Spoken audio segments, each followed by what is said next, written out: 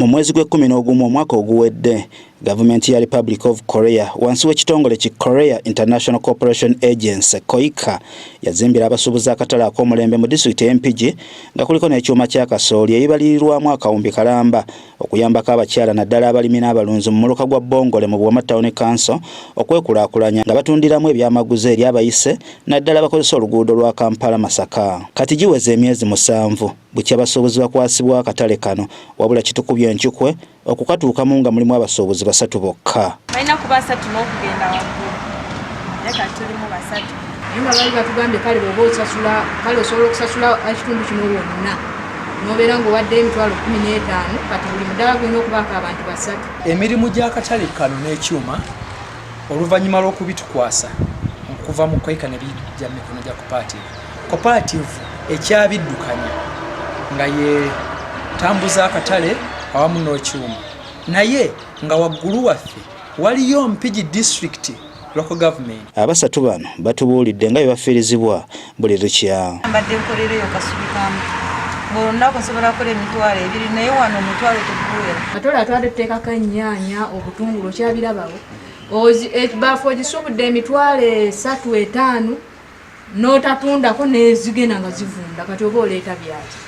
Kosa transport 10,000 kuba twandi from Bilibili tawa n'otuuka tebatukiza kufumba waliwo ayasaba okufumba mukigulako emmere sowaani ya 3 kugenda wavuga nti onywereko kyayera oba ogenza mu expense ate ng'olina okulya. Obutaba na parking emala n'amakubo agayingira ssaako n'okufuluma ekifo kino binokoddwayo ng'ebisinza okubakosa olw'abaguzi obutabatuukako ekyaleetera n'abasuubuzi abalala okukeesamba. Bw'otunuulira enkola yinginiya gye yakolamu awantu wali mu maaso tewa access na motoka zikyama kuva ku kkubo kujja kugula bintu aye ne mu kufuluma bakaluubirizibwa. Olujja luneeno nawo lutuchallenginze nti luli wansi ate lwanfuufu. Meeya wa Buwama Town Council Abdulrashid Nchinga agamba balina enteekateeka y'okukyusa abakulembeze ab'akatale kano. Kino nkitegeeza abakulu aba cooperative nti ngenda kulwana mpaka nga tujjayo ekinyusi eky'omukoleya eyalwana ennyo okulabika nga afuula Bongole model village.